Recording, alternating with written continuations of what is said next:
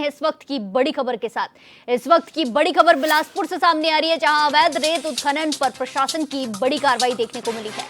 जिले में एक साथ हुई अवैध रेत पर ताबड़तोड़ कार्रवाई। 50 से अधिक ट्रैक्टर, पोकलैंड और जेसीबी को जब्त किया गया है। बड़ी कार्रवाई देखने को मिली है, जहां 50 से अधिक ट्रैक्टर, पोकलैंड और जेसीबी मशीनों को जब्त किया गया है।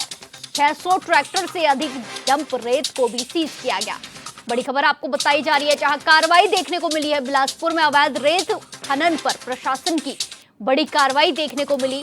जिले में एक साथ अवैध रेत पर ताबड़तोड़ कई जगह पर कार्रवाई देखने को मिली है। 50 से अधिक ट्रैक्टर, पोकलैंड और जेसीबी मशीनों को जब्त किया गया है। 600 ट्रैक्टर से अधिक डंप रेत को भी सीज किया गया है, जब्त किया गया है। बड़ी खबर आपको बताई जा रही है बिलासपुर से, जहां अवैध रेत उत्खनन पर प्रशासन का एक्शन देखने को मिला है। जिले में एक साथ अवैध रेत पर ताबड़तोड़ कार्रवाई देखने को मिली है। तस्वीरें आपको टीवी स्क्रीन पर दिखाई जा रही है, जहां 50 से अधिक ट्रैक्टर, पोकलैंड और जेसीबी मशीनों को जब्त किया गया है। इसी के साथ 600 ट्रैक्टर से अधिक डंप रेत को भी जब्त कर लिया गया है। बड़ी कार्रवाई देखने को मिली, जहां एक साथ कई सारे जिलों में कार्रवाई देखने को मिली है। अवैध रेत उत्खनन पर यह कार्रवाई देखने को मिली। जिले में एक साथ अवैध रेत पर ताबड़तोड़ एक्शन देखने को मिले हैं, जहां 50 से अधिक ट्रैक्टर, पोकलैंड और जेसीबी मशीनों को जब्त किया गया है। इसी के साथ 600 ट्रैक्टर से अधिक डंप रेत को भी जब्त किया गया है। बड़ी खबर आपको बताई जा रही है बिलासपुर से, तस्वीरें आपको दिखाई जा रही हैं, जहां अवैध रेत खनन मामले में बड़ी कार्रवाई देखने को मिली है। जिले में एक साथ कई जगहों पर ताबड़तोड़ कार्रवाई देखने को मिली। इस कार्रवाई में 50 से अधिक ट्रैक्टर, पोकलैंड मशीनें और जेसीबी मशीनों को जब्त किया गया है। 600 ट्रैक्टर से अधिक डंप रेत को भी जब्त किया गया है। बड़ी खबर आपको बताई जा रही है, तस्वीरों में आप देख सकते हैं। पुलिस प्रशासन की बड़ी कार्रवाई देखने को मिली है। 50 से ज्यादा ट्रैक्टरों को जब्त किया गया है। इस खबर पर ज्यादा जानकारी के साथ सीधे जुड़ेंगे हमारे संवाददाता राहुल सेन से। राहुल, जिस तरीके से रेत उत्खनन मामले में कार्रवाई देखने को मिली है और कई सारे ट्रैक्टर और पोकलैंड मशीनों के साथ साथ कई मशीनों को जब्त किया गया है, आगे क्या देखने को मिल रहा है? कहूंगा कि ये जो कार्रवाई हुई है पूरे छत्तीसगढ़ में अवैध रेत उत्खनन हो रहा था, इस चीज का रिपोर्टिंग भी पत्रकारों द्वारा सरकार को किया गया है। पत्रकारों को रिपोर्टिंग के दौरान धमकी भी मिली है। उसी के तहत इस बार सरकार एक्शन मोड में आई है, प्रशासन एक्शन मोड में आई है और पूरे जितने भी 50 ट्रैक्टर है उसे मौके से जब्त करके इसे खनिज विभाग में खड़ा कर दिया गया है और सबके ऊपर में कार्रवाई शुरू कर दी गई है। जी बिल्कुल राहुल, जिस तरीके से अवैध खनन किया जाता है, इससे राज्य की सरकार को नुकसान होता है। कई सारा पैसा ऐसे ही उड़ा दिया जाता है अवैध खनन में और लोग मोटा मुनाफा कमाते हैं। ऐसे में जो लोग हैं, जो इनके मालिक है, जो वाहनों के मालिक है, उनके ऊपर कुछ कार्रवाई की गई है? सबके ऊपर में कार्रवाई की गई है, चाहे वो ट्रैक्टर हो चाहे ट्रैक्टर के मालिक हो। मैं आपको बताना चाहूंगा कि ये जो अवैध उत्खनन होता है, ये बिना किसी गांव के सरपंच या सचिव के बिना मेल भगत के ये सब नहीं हो सकता। इस बार प्रशासन मुस्तैदी में आई है, क्योंकि इस बार प्रश्न था, पत्रकारों के जान के ऊपर हमला हुआ था, तो पत्रकारों का एक संघ जाके मुख्यमंत्री से मिलने के बाद, ज्ञापन देने के बाद ये सब कार्रवाई अब चालू हुई है और निश्चित तौर पे जो भी इस तरह का अवैध उत्खनन करेगा उसके ऊपर में सख्त से सख्त कार्रवाई आगे भी की जाएगी। जी बिल्कुल, बड़ी कार्रवाई देखने को मिली है। 50 से अधिक ट्रैक्टर्स के साथ कई सारी मशीनों को जब्त किया गया है। धन्यवाद राहुल, हमारे साथ जानकारी साझा करने के लिए। इसी के साथ खबरें विस्तार से। मुख्यमंत्री विष्णुदेव साय से छत्तीसगढ़ ओलंपिक संघ के पदाधिकारियों ने सौजन्य मुलाकात की और 23 जून को ओलंपिक दिवस के मौके पर आयोजित होने वाले कार्यक्रम में शामिल होने के लिए आमंत्रित किया। इस दौरान छत्तीसगढ़ ओलंपिक संघ की गतिविधियों के बारे में भी सीएम को जानकारी दी गई। साथ ही छत्तीसगढ़ ओलंपिक संघ के महासचिव विक्रम सिसोदिया भी उपस्थित रहे।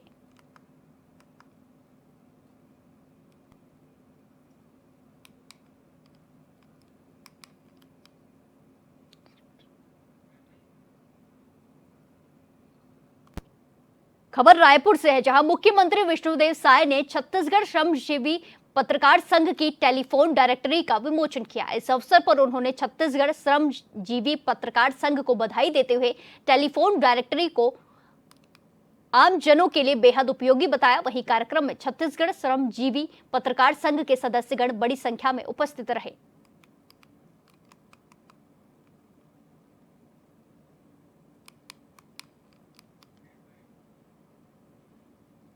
इसी के साथ खबरों में आगे बढ़ते हैं। रायपुर लोकसभा क्षेत्र के सांसद और बीजेपी के वरिष्ठ नेता ब्रजमोहन अग्रवाल ने केंद्र सरकार द्वारा जातिगत जनगणना को लेकर गजट अधिसूचना जारी किए जाने पर प्रधानमंत्री नरेंद्र मोदी, केंद्र गृह मंत्री अमित शाह और बीजेपी राष्ट्रीय अध्यक्ष जेपी नड्डा के प्रति आभार प्रकट किया है। उन्होंने इस निर्णय को ऐतिहासिक और दूरदर्शी बताते हुए कहा कि इससे देश के वंचित, शोषित और आदिवासी, अनुसूचित जाति और पिछड़े वर्गों को उनका वास्तविक हक दिलाने की दिशा में निर्णायक साबित होगा। देश के प्रधानमंत्री नरेंद्र मोदी जी को, गृह मंत्री अमित शाह जी को और पार्टी के राष्ट्रीय अध्यक्ष जगत प्रकाश नड्डा जी को इसके लिए धन्यवाद देता हूं, बधाई देता हूं कि पूरे देश में जो हमारे अनुसूचित जनजाति के आदिवासी बंधु हैं, जो हमारे जाति के एससी समाज के बंधु हैं और पिछड़े वर्ग के बंधु हैं, उनमें हमेशा इस बात का असंतोष होता था कि उनकी जितनी आबादी है उसके अनुसार उनको जो सरकारी योजनाओं का फ़ायदा मिलना चाहिए वो नहीं मिल रहा है। और इसके लिए एक बहुत बड़ा निर्णय लेते हुए जातिगत जनगणना के लिए केंद्र सरकार ने केंद्रीय राजपत्र में अधिसूचना जारी कर दी है और 2027 के अंत तक ये जनगणना पूरी होगी और इसके माध्यम से देश का कि सबका साथ, सबका विकास और सबका प्रयास, जो मोदी जी का संकल्प है वो संकल्प पूरा होगा। और मैं इसके लिए सभी अनुसूचित जनजाति, जाति और पिछड़े वर्ग के बंधुओं को बहुत बहुत शुभकामनाएं और बधाई देता हूं। मैं देश के प्रदेश कांग्रेस पीसीसी दीपक बैज रायगढ़ में जाकर लोगों से बातचीत करने पहुंचे। आपको बता दें कि रायगढ़ में हाल ही में मरीन ड्राइव को बनाने के नाम पर लोगों के घर पर बुलडोजर चला दिया गया है, जिससे लोग बुरी तरीके से प्रभावित हुए हैं। बारिश के दिन आने वाले हैं पर लोगों के पास अब रहने के लिए घर नहीं है। दीपक बैज ने कहा कि क्या मरीन ड्राइव बनाना इतना जरूरी है?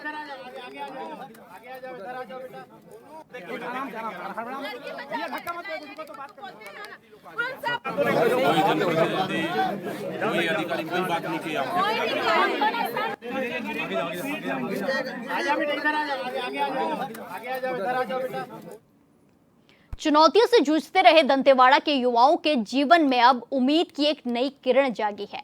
आईएम में उद्यमिता प्रशिक्षण से युवाओं को एक नई दिशा मिल रही है। 2 महीने के आवासीय कार्यक्रम में दंतेवाड़ा के 50 चयनित युवाओं को उद्योग, व्यवसाय और नवाचार के आयामों की गहराई से शिक्षा दी गई।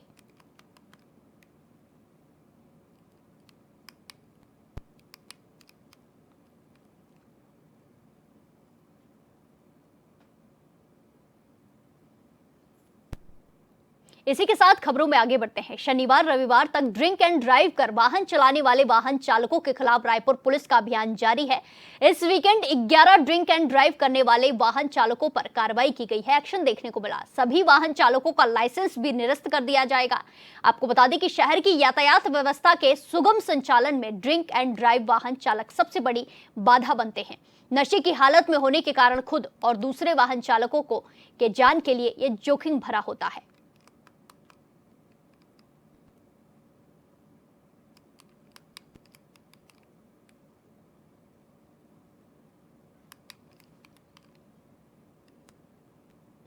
रायपुर में आबकारी आयुक्त सह प्रबंध संचालक श्याम धावड़े कलेक्टर रायपुर के निर्देश पर आबकारी विभाग जिला रायपुर की ओर से अवैध मदिरा के खिलाफ कार्रवाई की गई। दरअसल 15 जून को मुखबिर की सूचना पर हर्ष प्राइड में एक मकान में आबकारी दल की ओर से छापेमार कार्रवाई की गई थी। वहीं आबकारी दल ने शराब के कई ब्रांडों के साथ आरोपी को गिरफ्तार किया और 105 लीटर विदेशी शराब मदिरा भी जब्त की गई है। इसके अलावा अवैध मदिरा के कारोबार की जांच करने के लिए आरोपी का मोबाइल फोन जब्त किया गया और पूछताछ जारी है।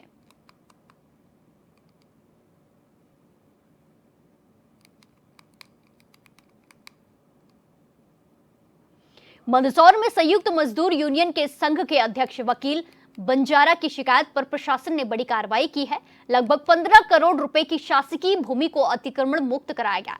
सूत्रों के मुताबिक जग्गा खेड़ी से ठिकरिया जाने वाला ये रास्ता काफी पुराना है, जिस पर कुछ लोगों ने अवैध रूप से कब्जा कर लिया था, जिस वजह से स्थानीय लोगों को आवाजाही में भारी परेशानी का सामना करना पड़ता था।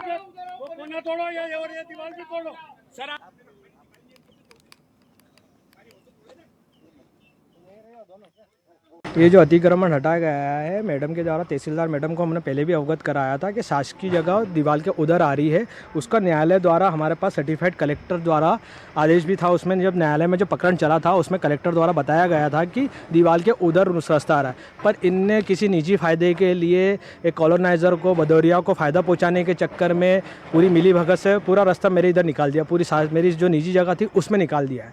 जबकि मैंने बोला गया है अभी जो टाइम पीरियड था 45 दिन का था, उससे पहले ही कार्रवाई कर दी। नोटिस में भी मेरे पास जब नफ्ती करी तब भी मेरे साइन नहीं हुए, ना नफ्ती मेरे पास क्या कोई सूचना मिली, नफ्ती करने परवारा कैसे कर गए, क्या कर गए। और 11 फीट का जो रोड था उसको 30 फीट का कर दिया और वो जगह मेरे इधर कर दी। भाई न्याय करो, आप जगह आपकी शासकीय जगह है, आपको लेनी है तो कोई दिक्कत नहीं, पर वो मेरे इधर क्यों निकालनी, जिधर के लिए दे रखा है ना। आप देख सकते हैं ये चौथे नंबर पे मध्य प्रदेश शासन द्वारा कलेक्टर द्वारा केस लगा रखा था, केस में जीते हुए हैं और माननीय कलेक्टर द्वारा पाया गया, उसमें पाया गया है कि मोहम्मद अयूब के उधर सर्वे नंबर 220 में दीवार बनाकर पूरा रास्ते को अतिक्रमण में मिला लिया, रास्ते को मिला लिया गया। ये जो चीज़ है सर्टिफाइड चीज़ है कलेक्टर द्वारा और ये तहसील कोर्ट द्वारा सर्टिफाइड है, टिकट लगे हुए, ये भी मान्य नहीं। और ये इससे ज़्यादा आप कहाँ जाएंगे न्याय लेने के। मैडम को बोल दिया कि मैडम न्याय की तरीके से बात करिए, आप न्याय करें, न्याय करने के लिए बैठिए और न्याय तो हो ही नहीं रहा है, तो किसको फ़ायदा पहुँचा। हमारे पूर्व में जग्गाखेड़ी में एक पुराना रास्ता था, उसको अवैध द्वारा किसानों ने और भूमाफियाओं ने कब्जा कर लिया था। उस रास्ते को लेकर कई बार मैंने शिकायत करी मंदसौर में, फिर भी उसका निराकरण नहीं हुआ। मैं माननीय करण सिंह वर्मा जो मंत्री है राजस्व विभाग के, उनके पास पहुंचा, उनको लेटर दिया। उन्होंने तत्काल एक्शन लेते हुए और जनता की हित को देखते हुए भूमाफियाओं पर कार्रवाई की गई। उन्होंने तत्काल कलेक्टर को लेटर जारी करा। तहसीलदार माध्यम से, तहसीलदार मैडम जो है ना हमारी सुनीता जी, उन्होंने पटवारियों ने वो पुलिस बल ने मिलकर तत्काल बुलडोजर के माध्यम से, जेसीबी के माध्यम से तत्काल कम से कम 15 करोड़ की जमीन शासकीय रास्ता था, वो रास्ते को कब्जा तत्काल हटाया गया। क्या नाम है आपका? वकील बंजारा, संयुक्त मजदूर यूनियन संघ मंदसौर। ये एक शासकीय भूमि है, इसकी नोयत रास्ता है जिस पर एक जने के द्वारा दीवार बनाकर तथा पशुबाड़ा बनाकर अतिक्रमण किया गया था, जिसमें विधिवत नोटिस जारी कर आज अतिक्रमण तोड़ने की कार्रवाई की जा रही है। अतिक्रमण कहाँ पर हटाया जा रहा है और कितना रास्ता? जग्गाखेड़ी के शासकीय रास्ते की भूमि से अतिक्रमण हटाया जा रहा है। मेरा नाम प्रद्युम्न व्यास है, मैं ग्राम जग्गाखेड़ी, ये मेरी ज़मीन थी। यहाँ पर मोहम्मद शफी सेठ की ये ज़मीन है और पीछे जो अतिक्रमण तोड़ा जा रहा है, आप देख रहे हैं किस तरीके से दीवार तोड़ी गई है मेरी निजी ज़मीन को। यहाँ पर मेरा घर और चबूतरा था। मैंने इसके लिए संबंध में सीएम हेल्पलाइन पे भी शिकायत करी थी, तो 1 महीने से अधिक समय हो गया है, अभी तक कोई निराकरण नहीं हुआ। और मैडम ने एक बार तहसील में बुला के मुझे कहा कि आप शिकायत का वापस लो, प्रेशर करा। मैंने जब मना करा कि मैम मैं शिकायत वापस नहीं लूँगा, तो मैडम ने कहा कि ठीक है, मैं मेरे हिसाब से कार्रवाई करूँगी, आपको नहीं लेना है मत लो। फिर भी मेरे को उन्होंने वापस प्रेशर करा कि आपको शिकायत वापस लेनी पड़ेगी। जब मैंने मना करा, लगता है ऐसा क्यों हुआ? क्या ये सिर्फ कॉलोनाइजरों को फ़ायदा पहुंचाने के लिए और अनूप सिंह जी भदौरिया हैं जिनको फ़ायदा पहुंचाने के लिए इस तरीके से कृत्य किया गया है। और ज़बरदस्ती, जब रास्ते की ज़रूरत ही नहीं है, पीछे एक रास्ता था, एक रास्ता गांव के अंदर है, तो ये रास्ता खोलने की आवश्यकता कहाँ थी? सिर्फ कुछ निजी लोगों को फ़ायदा पहुंचाने के लिए प्रशासन उनके साथ हुआ है। तहसीलदार था, जहाँ खोलना था वहाँ खोला नहीं गया। नाम प्रद्युम्न व्यास।